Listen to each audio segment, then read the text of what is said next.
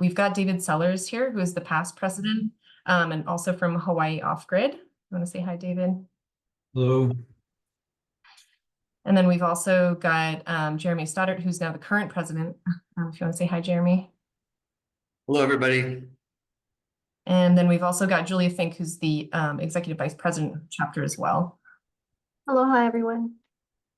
And we actually have an extra special guest today who wasn't listed on the program, but who I think is going to be a really fantastic resource for this conversation and moving forward as well. Ilya Azarov, who's the president-elect of AIA National. So thanks for joining us as well, Ilya. Hi, everybody. Thanks for having me. Thanks. Just a couple kind of ground rules and guidelines for today. So you might have noticed that we have a pretty big crowd today. This is one of the largest programs that we've managed. So I'm going to keep everyone on mute other than the folks who are speaking today.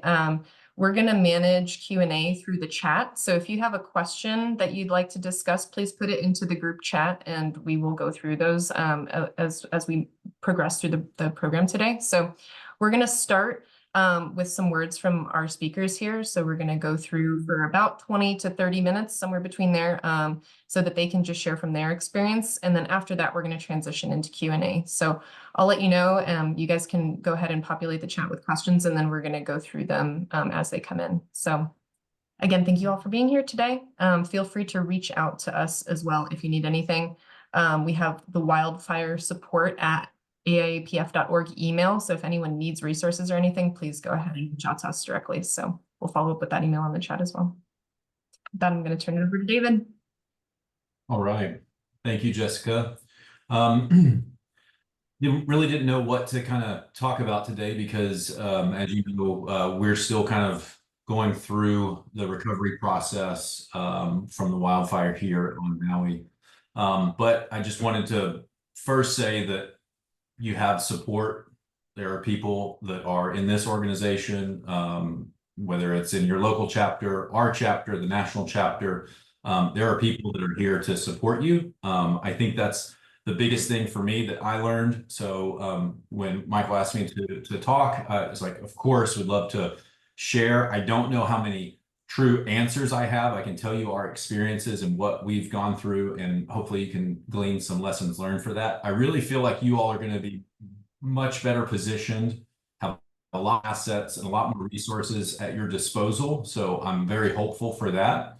With that, when I was asked to talk with you all, I said, let's get a couple more folks in here. So from our community with AIA, Jeremy, of course, is now our president. I'm on state council and I'm past president.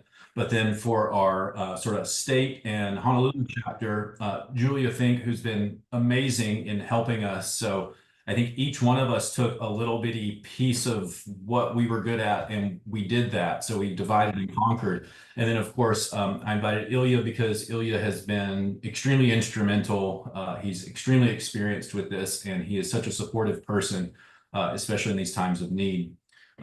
So the best advice that I can give, or what we experienced, is, and I think that this is an opportunity. It's an opportunity to double down on your community. So your community of colleagues, whether that's the AIA or in your studio, but then right outside of your office, nonprofit organizations. That's one thing that we learned really quickly. As architects, we're good at designing, we're good at drafting, we're good at communicating. What we're not good at, or we don't have experience in, is in everyday, like that direct connection to sort of your community that is in need. Luckily, in a lot of our practices, I know a lot of you probably do this as well, we have pro bono clients where we help folks, nonprofits in the community. What really became instrumental for us in providing quick assistance as quickly as we could was sort of doubling down on those existing connections to our community through our nonprofits. So Hawaii Off Grid, one of our pro bono clients is the homeless shelter in Kahului, one of the homeless shelters on Maui.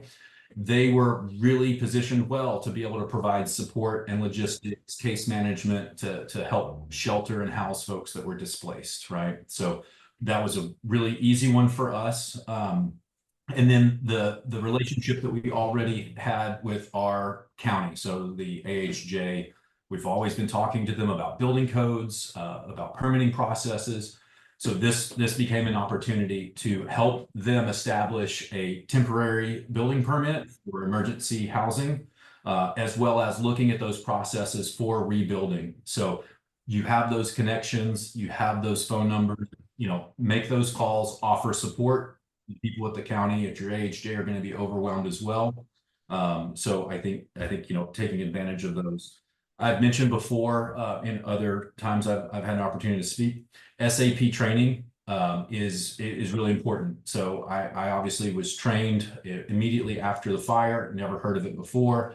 Now I proselytize about it all the time. Everybody should do that. Luckily, Cal OES is the organization that provides that training, or they're the ones that manage that. So that's right there in your backyard. I'm sure you won't have any issues with that. That being said, if I get asked to come and help do safety assessments, I will be there because it meant so much for us folks coming over from Cal OES and California in general to come help us do that.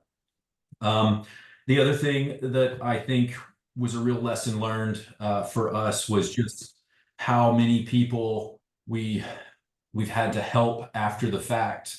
Architects that come from out of state and have not good intentions, and there's an opportunity for people to be bamboozled, to be fraud to happen. And then the other one is just the myriad of products that people start to push your way. Just be very wary of that. Just know that that's going to happen. Those are things that we all have to deal with, but it's really going to happen now, and it's going to be an avalanche. So with that, I just wanted to give you my support. We're here for anything that we can provide insight or any assistance. But I think the time for us, or my time, would be best spent if you have specific questions in the Q&A. I'll be happy to elaborate on that.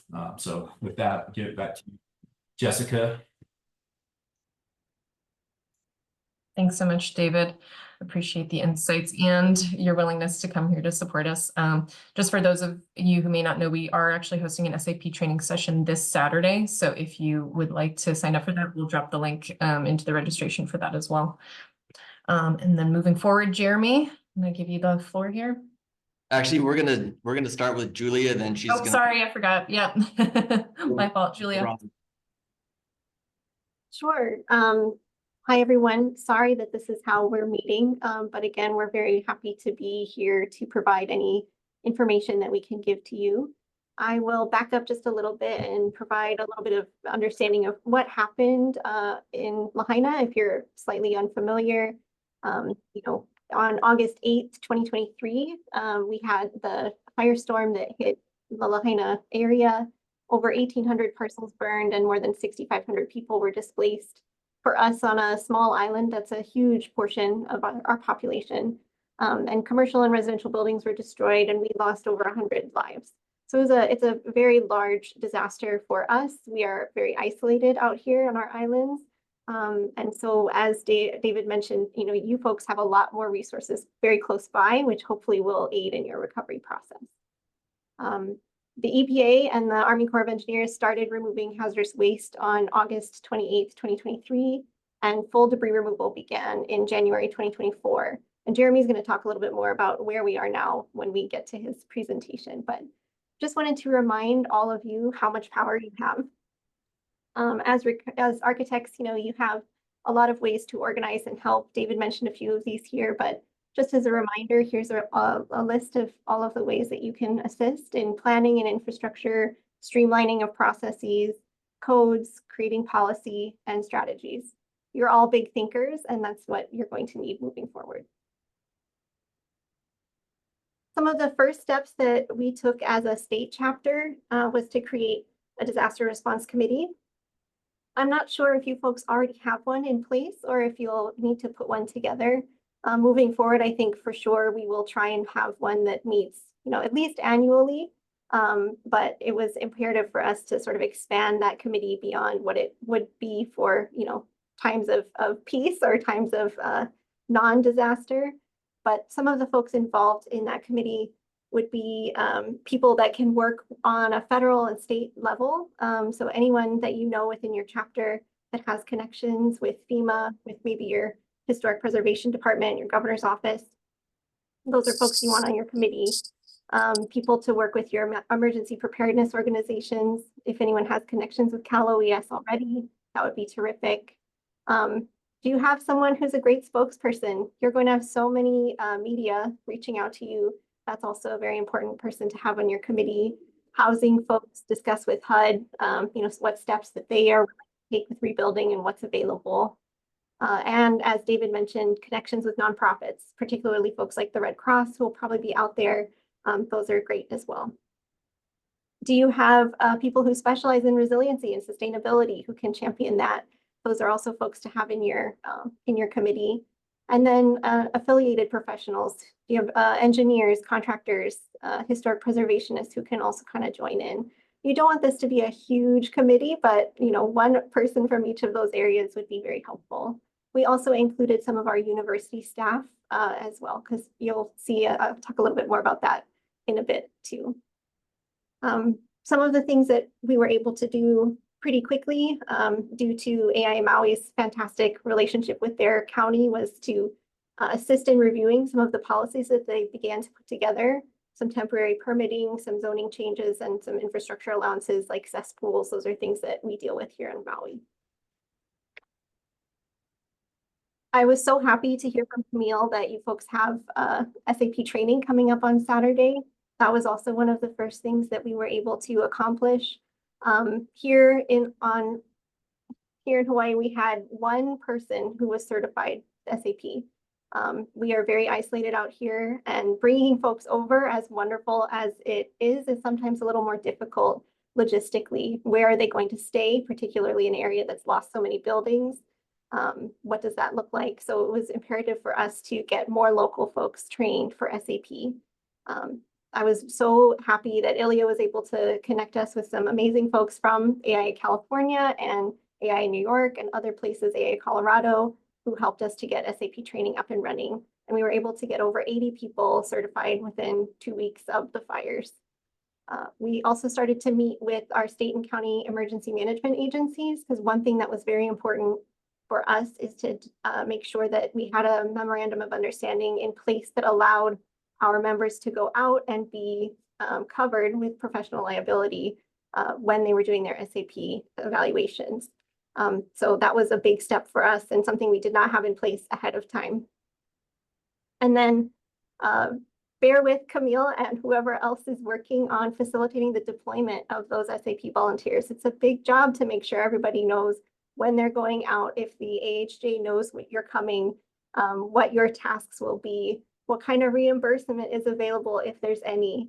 And I will say that it took us over a year to get our reimbursement back from the state. So just be patient. We also partnered with FEMA to pair up historic architects and structural engineers to provide bracing and shoring for historic properties. Lahaina had many beautiful historic buildings, and I know you folks had some as well. The National Park Service worked with our State Historic Preservation Department and the county to help provide guidance on which buildings were of first priority. We worked very closely with our Structural Engineering Association to provide temporary shoring of some of those historic structures. Many of them were completely lost and destroyed, but there were a few that were left. I believe we have about 7 that have been really braced and shored well. It was a bit of a race against time in those first several months post-fire, because our rainy season began in Maui and we were trying to get the debris removal set. So getting our folks out there was difficult. One other big hurdle that we had to get over, and I wanted to mention, is that obtaining the right of entry for some of those buildings was very, very difficult. It's complicated when you have multiple owners, we have private owners that are not located nearby, to get them to sign off. Maybe folks who English is not their first language. So there were a lot of steps that we needed to take in order to gain the right of entry to provide that service to them. Another big piece that we did was advocacy. I was very happy to hear that Camille and Jessica will be attending Leadership Summit next month. That was a big push for us. David and several other members were there in 2024 to meet with our federal legislators. And we had lots of great conversations that led to further action here locally, which was super helpful. Also met multiple times with the mayor and with county council members. David, I think, is on a very first name basis with Mayor Bisson, perhaps. We also helped the county, because they are quite overwhelmed, to moderate some calls between our Maui County officials and other jurisdictions, including Santa Rosa, California, who was very helpful in providing a temporary permitting process that was modeled after. We also submitted several state bills and worked with our state legislators last year to try and push through some changes in zoning and to make it more efficient for folks to rebuild. Not all of them were successful, I'll be very honest with you, and we will continue to work on that this year. But we did make some great connections there and continue to work with our state legislators.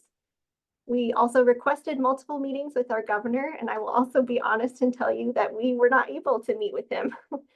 We were never able to get through to our governor's office. We have met with his staff multiple times, but that is still something that we're working on. We're not always seen as the helpers that we are. Sometimes we're seen as people with a special interest, and we are trying to change that interpretation. We've also participated in the mitigation assessment team, which will probably be sent to you folks a bit later on. That's an ongoing research project for us. We've contributed to the reports that will probably be coming out in the next few months with FEMA. And again, we met with our federal legislators. I'm going to let David and Jeremy speak a little bit more about some of the community organizations that really drove the coordination with a lot of amazing projects. I know Jeremy's going to share a little bit more of those too, particularly when you're facilitating workshops for residents, which is something I know will be coming up next.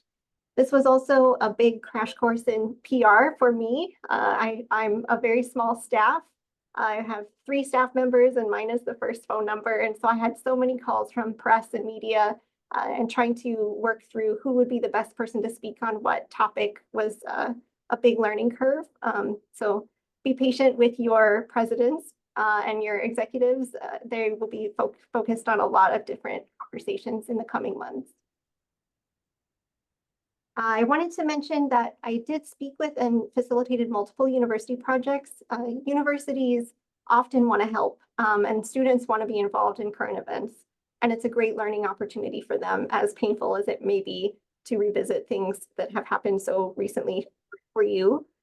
Several mainland universities asked to send interns out to review the burn zone, to work with firms.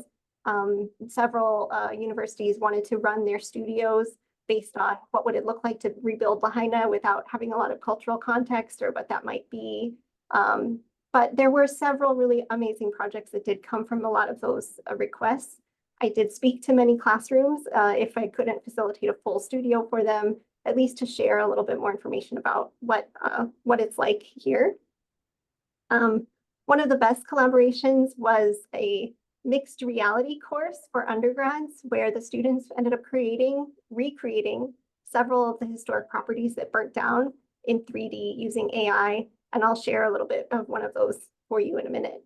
And then the last thing I wanted to mention is that we had not had a leadership visit from National in over 20 years. We're, again, isolated. Hawaii is far away. We understand it's difficult to get out here sometimes. But we were so grateful to have Kimberly Dowdell and Lakeisha Woods come in July of this past year to visit, speak with our mayor, speak with some of our county councilmen, and take part in our recovery process. This is one of those projects from a student, if I can get it to load for you. But the Woking Society Hall was one of our beautiful buildings. It's completely wood, as you can tell, so it burned completely to the ground.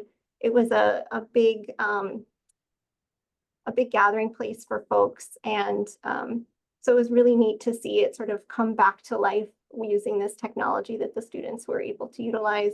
And they did this for about 6 or 7 different buildings in Lahaina. So it's really neat to see, in addition to this sort of 3D structure here, they also have a VR set you can wear and walk through the buildings, which is really neat, and interact with some of the areas. Woking in particular, the upstairs is a prayer room because that's what it means to the Jodo mission. And so it was a really beautiful thing to see and to be able to share that with the community. So that's one great thing that came from a university collaboration.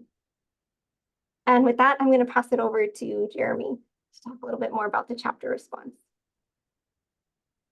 Thank you, Julia, and thank you all for coming and tuning in. I know that this is all very, very fresh, and I know what that felt like 2 weeks after, and there's just a lot to process, and so I just want to thank you guys for tuning in and taking interest.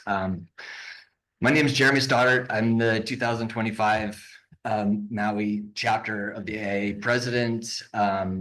It was great working with David last year. I think we had a really great year. I'm a Lahaina resident. My house was damaged in the line of fire. It did not burn, but nonetheless, I'm all too familiar with the displacement, the loss of community, and everything that you guys are going through now. So my heart really goes out to all of you, and you know, really hope that we can help you guys moving forward. I also went to school in Los Angeles and lived downtown for 10 years, and so friends and you know, acquaintances all over the LA area impacted. So this hits home for me, you know, on multiple levels. So in an effort to give some context to our Q&A a little bit later, I just wanted to touch on some of the specific initiatives that our chapter has tackled and tried to accomplish over the last 18 months in our own Lahaina and Maui in general wildfire response. I'll just touch on things a little bit in each case, and then at the end I can kind of give an update on where we're at as a community in the response and the recovery of the town itself, and help give a little bit of context and some timelines and some processes that you guys are about to sort of get underway in Altadena. Next slide, Julia. So first thing Julia mentioned was the safety assessment program. I can't tell you how important that process was in the early stages of the recovery. It was the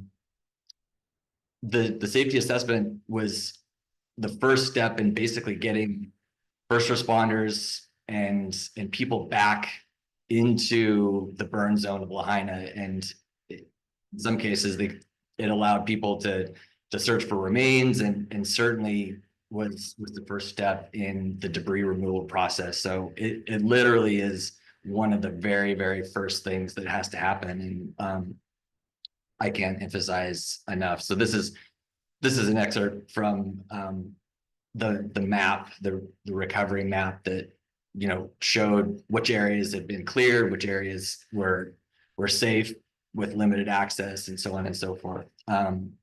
Julie, you can go to the next slide.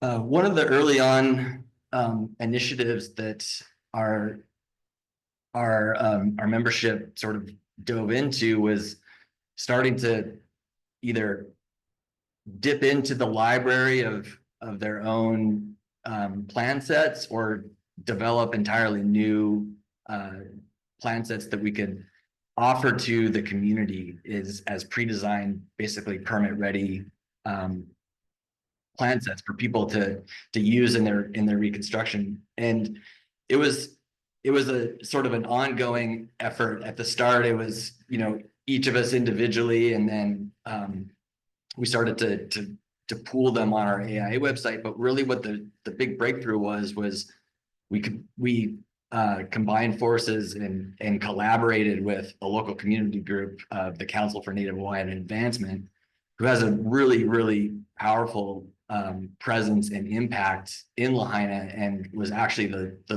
as a resident, was the leader of providing the most guidance, clear information.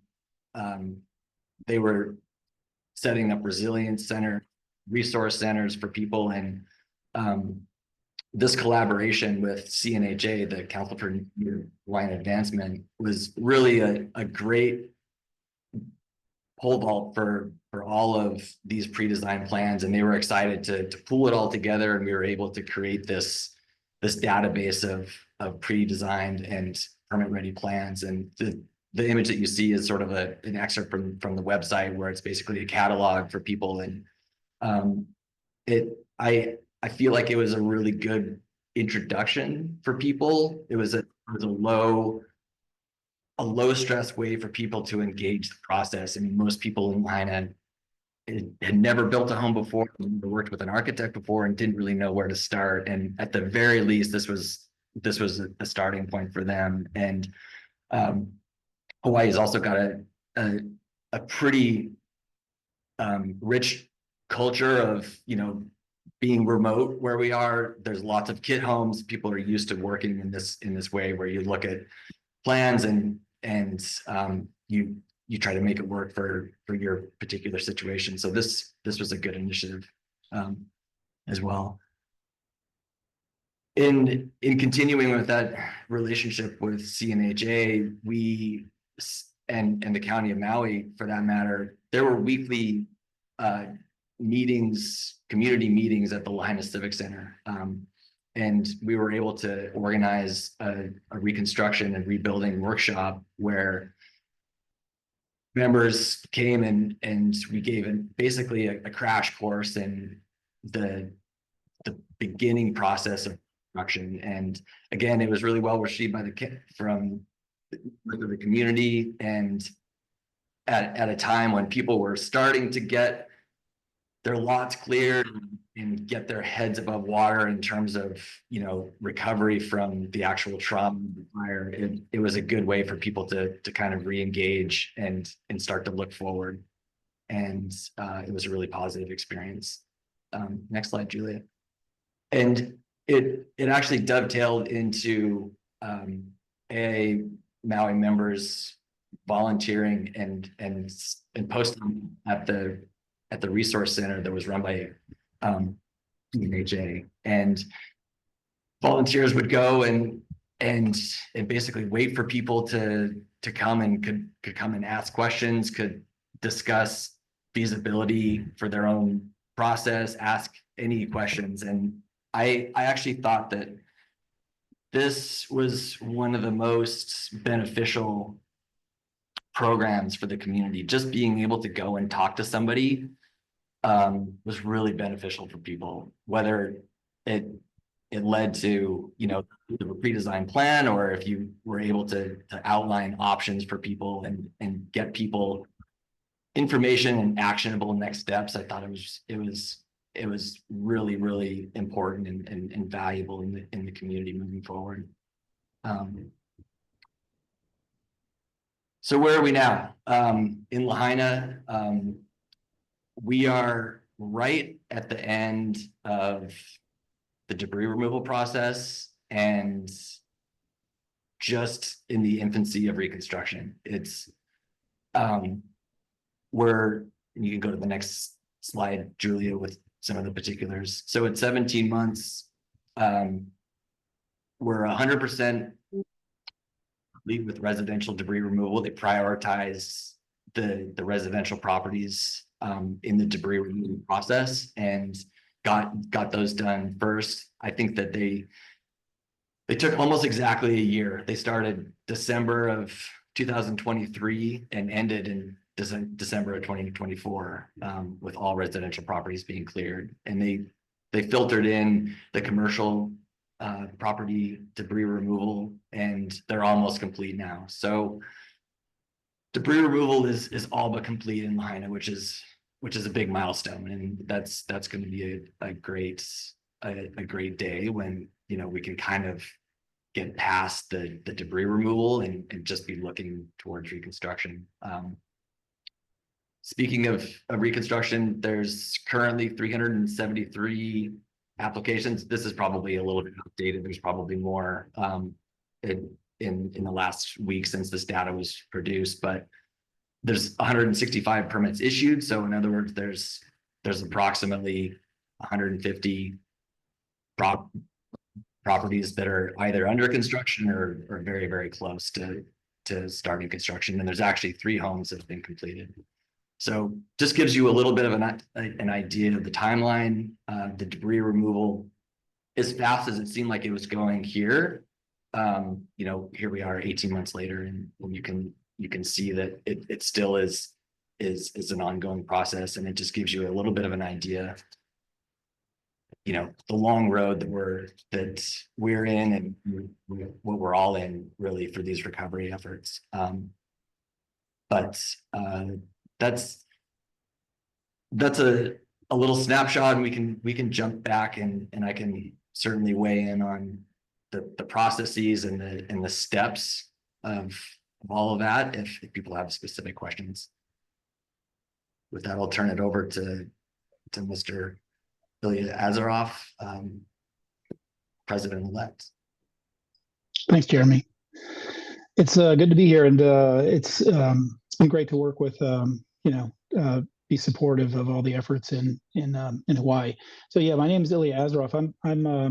I am the President-elect for AI National, but I'm also the state disaster coordinator, co-coordinator for the state of New York, and I'm part of the disaster assistance network across the entirety of the United States.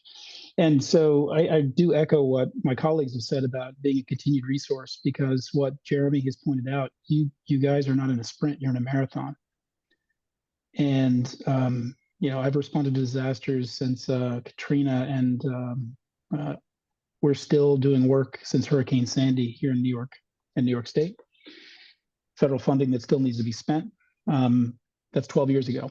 So just put that in context. You guys are looking at a decade minimum of getting it out there. I wish I had rosier news for you, but your disaster is unfolding. I'm also a certified SAP trainer. I've trained over 2,000 people to respond to disasters. And I can't underscore how SAP is so important for getting the initial estimates out there to damage. It really begins to unlock federal funding. So as soon as your teams can get out there, you're part of the process by which the initial money for disaster relief begins to flow to the state. It's really essential. The other thing that I just wanted to mention is, as Jeremy said, he has a relationship with Los Angeles. I have an office in Santa Monica, so my office luckily has been spared the fires. But I've got my colleagues and my business partner there with you. So what I'd like to do is just take it from where Jeremy had it, and there are some other steps that are ongoing, especially in Lahaina. And as AI National, we're going to just continue to give support as we can.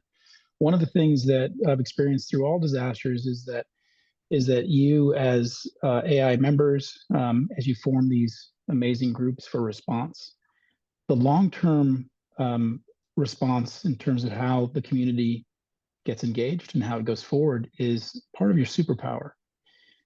And how to fund those things is to take a look at what FEMA is going to fund, and then the real money is going to come from HUD.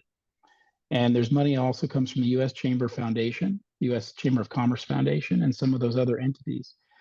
But what I mean by that is that in Lahaina, we've been talking for the past, David and Jeremy, correct me if I'm wrong, the past 7 or 8 months, in getting a coalition together that's led by AI Maui, University of Hawaii, and local government to go after grants.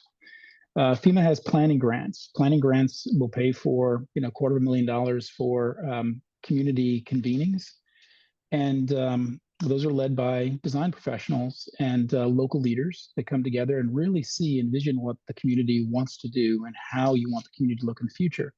Those documents are essential to become published documents that go in front of city and state agencies as you move forward. Then there are other grants that can follow that. And AI National has a grant writing resource that I've now assisted in connecting with AIA Maui and the team out there. So our hope is that we're going to start going after those grants. The same resource, just rely on that resource. And when you get to that point, don't hesitate to call out and just request the assistance, and bring those experts on from this vast network. So I do want to underscore that. So that's a brief additional update to how National might be supporting the further recovery in Maui. As I said, my experience goes a long way, and aside from being a marathon and not a sprint, you really have to organize around one point of contact to ensure that the information, and I think Julia mentioned it well, she became, the point of contact, but also then was the point that could distribute everything.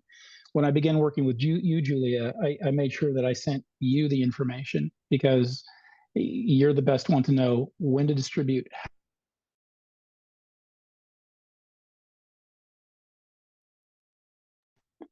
So I would say the same thing here. As you organize through your network, I've already begun to send things to Jessica and Michael, for example, just supporting documents and supporting resources. As they begin to organize, it's really important that there is one place that goes into that committee that was illustrated. I was very happy to hear just in our initial discussion the other day that you're going to have an Ask the Architect or an architecture help desk.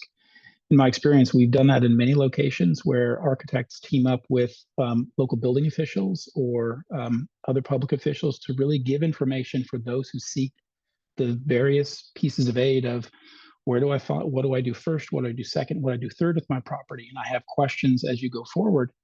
It is a good position to be in to meet the community, help the community with what you can. So I'm really happy to hear that. The other thing that I found very useful, especially from the AI context, if you've lost your office, there are a couple of avenues that chapters have taken. There's been something called an office assistance plan. Those offices that were not affected, if they have open desk space, we gathered all that information and asked other architects who had lost their spaces and matched, and we had many architects just use those empty desks as part of sort of continuity of operation in some manner or fashion. It turned out to be one of the best things that we ever did with AI New York chapter, AI Brooklyn, and others after Hurricane Sandy, because a lot of those became long-standing business relationships later on. But it really alleviated some of the issues that were going on. If people had lost their houses, if they had lost their businesses, or both, there was at least an anchor that some continuity could continue. And you're also supporting some employees in those cases. So that was another really great piece.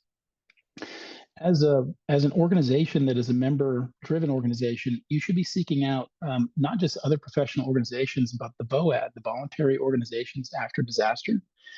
And all of those organizations, being at the table with them is rather important. I sent Jessica, there's something called the VAL. FEMA puts out every week or every bi-weekly. This is a live online update for all the disaster recovery that's going on. And they post and talk about funding mechanisms, actions and activities, whatever it may be. And having your voice there as the AIA, listening in and getting resources, but also giving resources is rather important. They've already started, the last VAL last week was on the wildfires in Los Angeles. And it's recorded. So I listened to the recording and there's a great deal of information. But here's the other thing. All disasters are local. So when you do have the federal assistance or outside assistance or assistance from AI National, we're there to assist, but you guys have to direct us. When I say all disasters are local, when the folks from FEMA show up, they don't know the local context, and that's why they're looking at local officials, local community leaders, and local groups like yourself to say, great, you've got the resources, we know what activity is necessary. And more often than not, there's a gap there. People wait for that recovery to take place, and the people who want to help with the recovery are waiting to be directed. So what I hope you get from anything that I'm telling you is take your leadership role and push very hard to say, no, this is what we need to do. I remember having a couple of conversations with you, Julie, and maybe this will come up, is that, FEMA and recovery, they were ignoring some of the things that you guys did with the historic structures. And it took a lot of effort to really illuminate, this is what needs to be done. So don't shy away from that. They're there in a supporting role completely and relying on you. The other thing, you guys are about ready to get hit with heavy rains and mudslides. The next disaster is coming, and you're already in an environment that's very toxic. So if any of you are doing your own cleanup or engaging in that, make sure you protect yourselves, make sure you understand the toxins that are out there, and make sure that you protect yourself in a couple of other ways. I feel for you because I've been in your situation on many, many occasions, and you should recognize that a lot of your colleagues are in dire straits, right? And some of you probably on this call. What that means is that there are some mental health aspects to this. So take frequent breaks in your day. Talk about everything you're going through. Get it off your chest. Make sure you're using your network of colleagues and friends to support you. And if you do need further help beyond that, do reach out to other folks, because that is the biggest thing, is that your capacity when you're living the disaster diminishes and you don't know it. It takes you much longer to get things done. And I'm just illuminating for you, and maybe you would notice that yourself, but it's okay to take a break. I know that things have to be done, but you need to take breaks to say, I need 20 minutes for myself. I need an hour with my family. I need a phone call with a friend who's not in the zone. I need to unload on somebody. Do it. Just being very honest here. If you don't do that, you're going to get into a position that you don't want to be in. Okay. I've got a lot more resources that I'd love to share, but I'm happy to answer more questions. But with that long term, if any of you have business losses, really look at the U.S. Chamber of Commerce Foundation. There are, and I just had sent these to the folks in Maui. These are grants for businesses for from $5,000 to $500,000, and these are being offered, and they've been out for not too long now. So these are more of these are coming out. So there's a lot of resources and avenues. Anyway, I've spoken plenty. I'd rather hear more questions, and again, happy to come back at any time when it's appropriate to talk about the next layer of resources that you might not be needing. Okay, thanks. So I'll turn this back over to you, Jessica. Thanks, everyone. And don't feel bad about talking too much. I know we're all just kind of sponges absorbing all this information, so we really appreciate it. We have gotten some really great questions in the chat, though, so I'm going to start running through those. The first question was about how to help protect victims from scammers. So, you know, folks who may be trying to take advantage of those who've lost everything. I can speak to that a little bit based on what Jeremy had talked about. So as architects locally, having workshops, making ourselves available as volunteers to answer questions, meeting people where they're at. We're at the community meetings. Even still with that, we've had some really horror stories. So you can't stop everything, but just make sure, you know, we tried to do that by allowing people to utilize free plan sets to rebuild. But you will see there's going to be people from out of state that show up and have the best, newest thing. And, you know, you just have to talk to folks and make yourself available. And David, I'd love to follow up on that, because when I said all disasters are local, if you're setting up that architecture help desk, you should have a one-pager to take away that really helps folks understand how to use those contact information. So you as local architects know the best way forward. And there has to be a vetting process that either AI leads, or at least through the help desk, to make sure that you're giving something out to a homeowner that he or she understands, okay, here's some qualifications I need to look at. And if I have any questions, I can still call the help desk back and keep that door open. Thanks. Yeah, access to information, I think, is a really, really good way to head that off. Is people fall into the trap when they don't have good information. Absolutely. Second up, we have what types of community engagement or organizing was implemented in the area in the weeks and months following the fire to help facilitate conversation and healing amongst the folks who were impacted? I think for myself, one of the first things that happened was my connections with the county building officials. They reached out with questions and we reached out with support at the same time. Like, what do you need? Can we come in and volunteer, help you? You're overwhelmed previously, now you're extremely overwhelmed. So yeah, just again, doubling down with those existing relationships that you already have to help folks out. Told you I had to do this. Thanks, right? Yeah, I would add to that is I think that there will be community groups that will kind of emerge in all of this that you can start to identify. You'll see it, you know, in the next couple of weeks, the groups that are having a lot of impact, you know, driving a lot of the recovery and resources for the community. And I would encourage everybody to identify those and then and work with those guys as well as the city and county. Definitely. Specifically to more on that, when the county developed the sort of emergency temporary rebuilding permits process, they worked with us so that at the same time we were able to host a workshop that Jeremy mentioned. So they rolled out the rules. 2 days later, we're having a workshop trying to explain and answer questions just like this. So coordination is really important. For sure. And we've had a few questions around the SAP training. I think this is probably more of a local issue that we're trying to figure out, but it seems like LA County may have enough inspectors available to conduct all of the assessments. They've been publishing a live map of the assessments that are coming up online. So we actually might not need as many SAP trained professionals here. But I think, Ilya, you mentioned that there's kind of a tie between the SAP assessments and then the funding that becomes available. I wonder if you could just speak to that a little bit more. Yeah, so I would encourage the SAP training. Your deployment for SAP is 10 days. California may go to 14 days, but that's maximum under federal authority. So you don't have negative effects. When it comes down to when you're doing a SAP evaluation, you're doing a percentage of damage.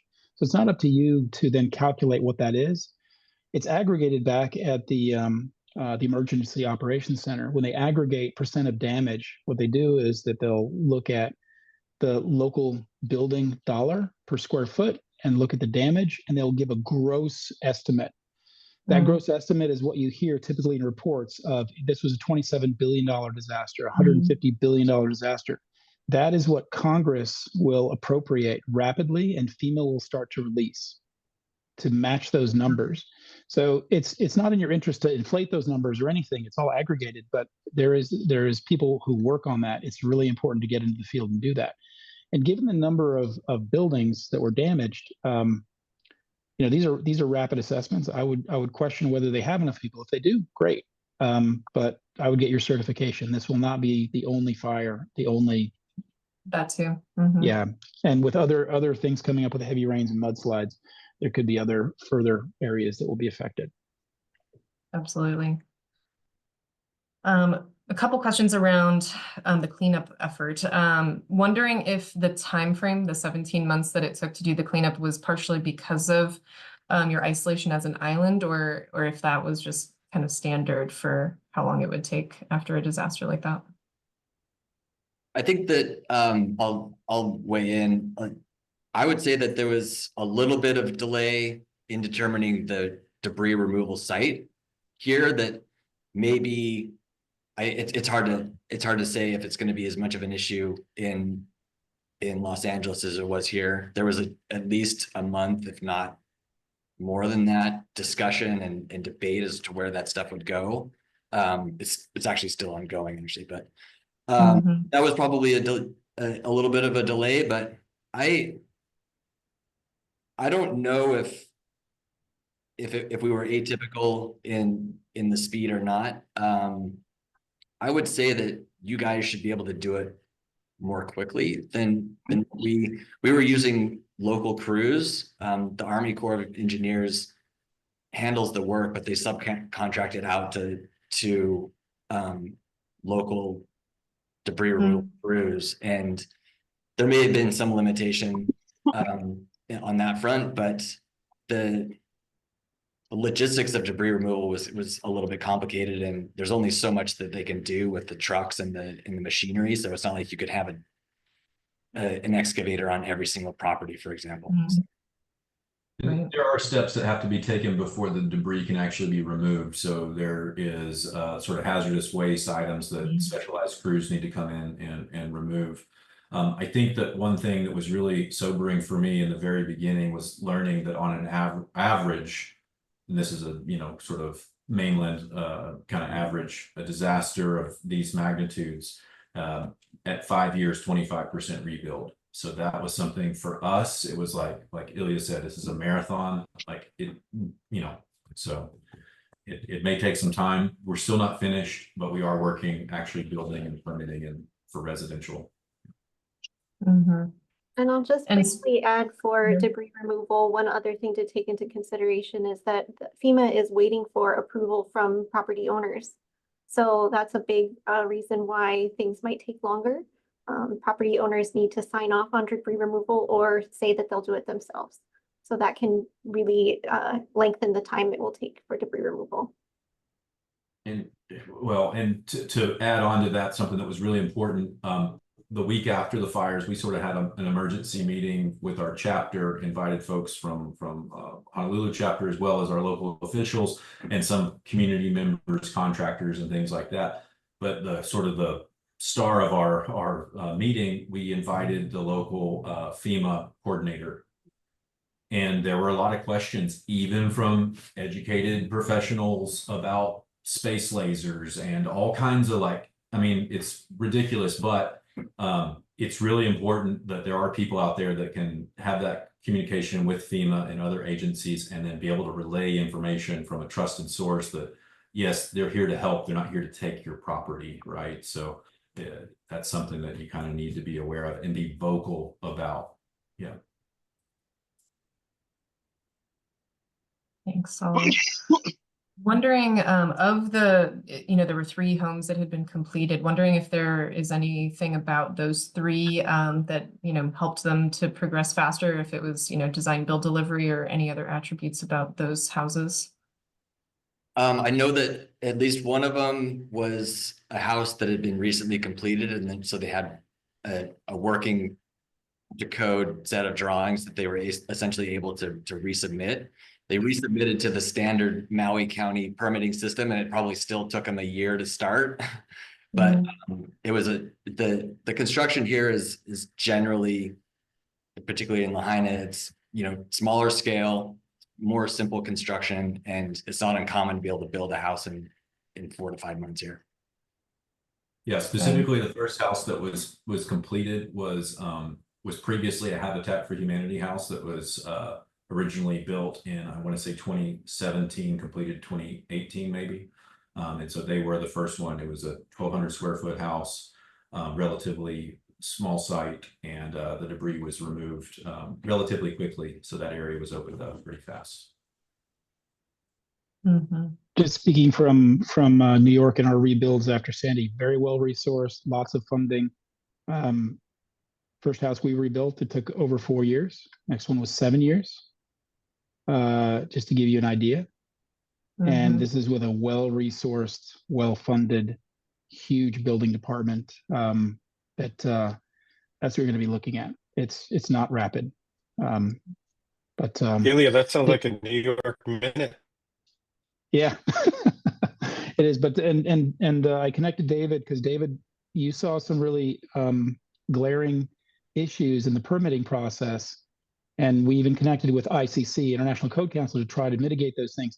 And you spent a lot of time, but it's very difficult. So take those fights on, because I think, David, you made some progress, but it's the permitting process. If you can make that more rapid, that's going to save a lot of people a lot of heartache over time.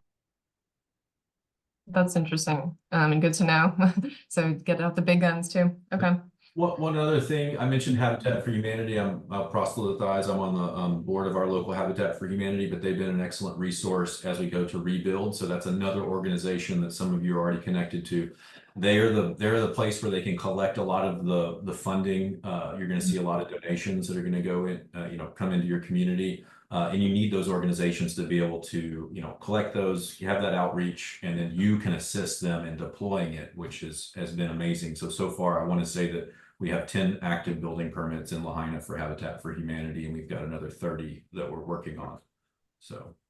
Oh, yeah. Actually, speaking of permitting, I'm going to interject one of my own questions.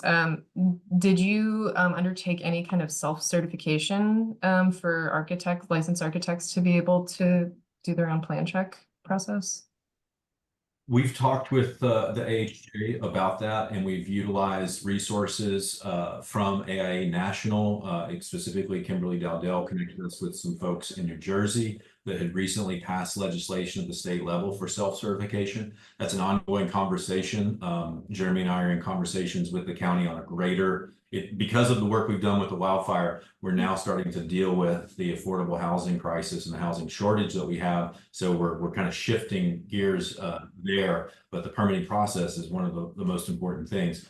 Four Leaf, which is based in California, has provided permitting for, I believe, the Paradise and a number of other fires. They are a third-party reviewer. Most likely, I would imagine that you'll have a vendor, a third-party reviewer like that to provide that rapid permitting process.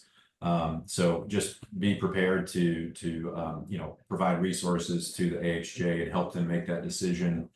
We were able to, you know, have input into what we thought would work better for the permitting process. Alrighty. We're about at time here. I want to be respectful of everybody's time. Is it okay if I ask maybe one or two more questions and then we wrap it up? We have a lot of questions. What I'm going to do is I am going to package up all the questions that we received today that we weren't able to answer. And I think our panelists would probably be happy to jot down some thoughts in writing, and we can share that with the attendees if that's okay with everyone. Great. Okay. So last couple questions here. I think there's some discussion in the chat about kind of the flow down effects of the demand that we're about to see. So wondering if you, now that you're kind of moving into the rebuilding phase, if you're starting to observe supply issues with materials, with contractors and labor. Being on an island, you guys are already constrained, so I'm sure that you're seeing some of that. And then the follow on to that is impact to cost of all of those things. Yeah, we have all of those constraints already, even before the fire. But again, through sort of our advocacy and community outreach, we personally partnered with Lowe's and a couple of other local supply houses to start to talk about the logistics of, you know, what are the materials that we need to stockpile? How much space do you think we need based on what you're seeing? What is the, you know, sort of the how many houses will be built all at once? Just estimates, but, you know, we kind of have a finger on the pulse of what the permitting process, which is going to dictate how quickly you can rebuild. So yeah, again, other opportunities, business to business, to collaborate on that. Jessica, the take on it. So if HUD gets their program going, so most of our rebuilds for single family housing and 1 to 3 family were done under HUD. So when HUD puts that out, they will do a per square footage cost for you based on the value of the property beforehand. They even have increased costs for compliance, which is very rare. So that's really good. So a building that was built in 1968, now you have to build it to the current code, completely different animal, but they're giving you a per square footage. So we're rebuilding it after Sandy at 450 a square foot for single family houses that we're replacing houses that were nowhere near that value, right?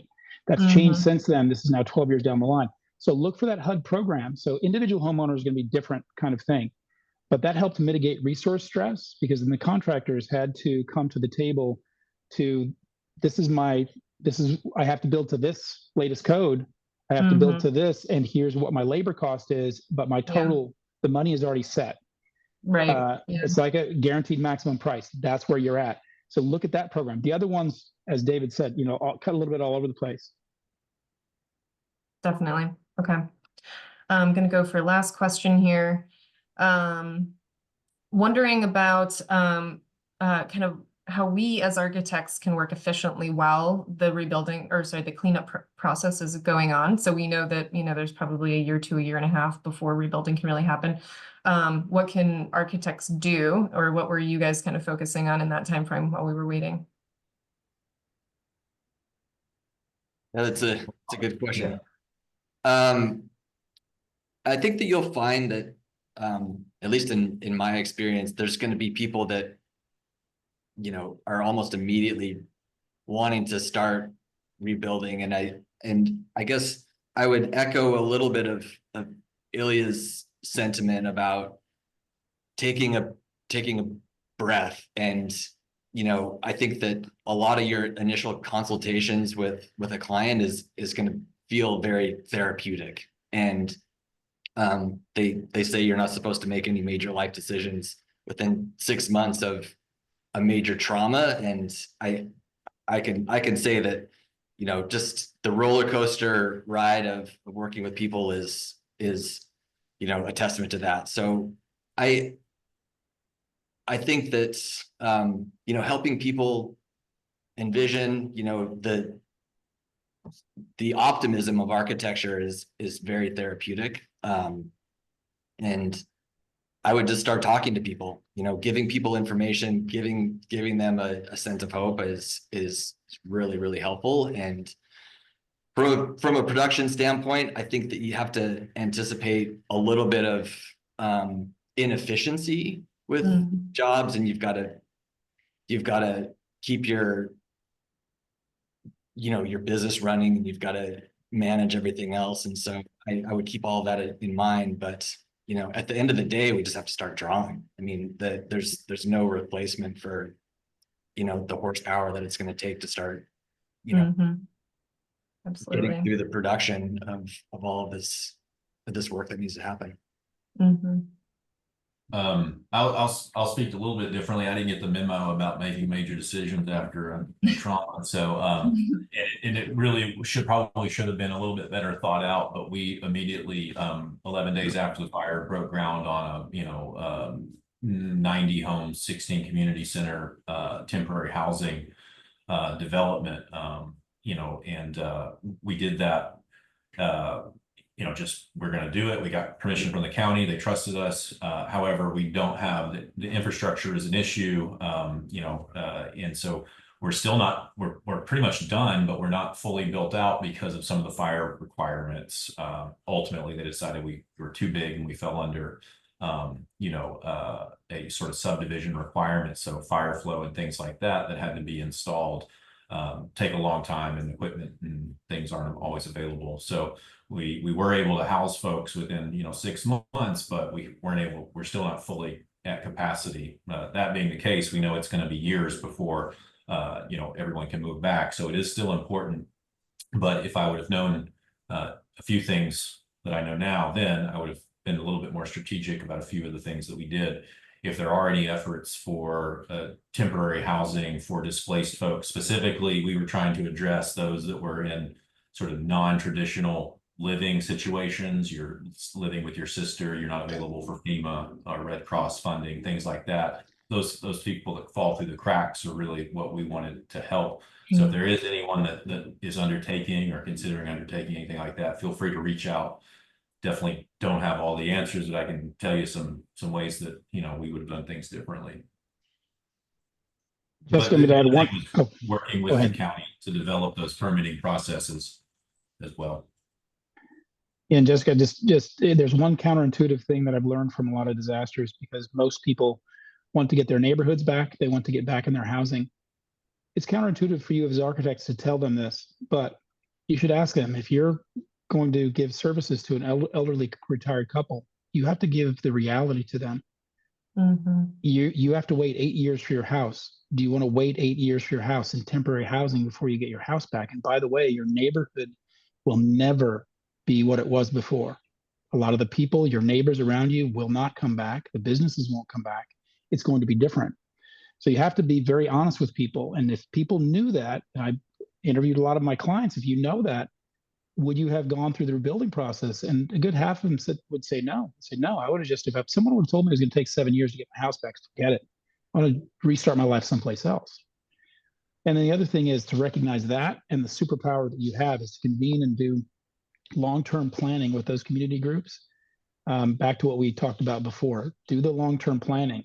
What does the neighborhood and what does it need to be? What could it be to erase the ongoing errors and chronic issues? Because the other thing you need to ask people, people know that their community wasn't perfect to begin with in any sense of the imagination. So how do you have a tabula rasa?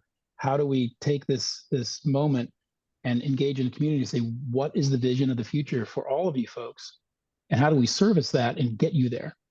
That is where I hope people would want to go, being honest with people so they can continue their lives and then take on the long-term marathon. Thanks. I think that's a great note to end on, Ilya. I want to thank all of our panelists so much. I really appreciate you coming today and staying with us for a few extra minutes. As I mentioned, if folks want to add more questions to the chat, or you can go ahead and send them to our wildfire support email that we'll put back into the chat here. You guys can feel free to reach out with questions about this event or any others or efforts that we have going on. Very much appreciate everyone attending today. We are going to post the recording as well so that everyone will have access to it after the fact. So thank you all so much and have a great rest of your night and stay safe out there.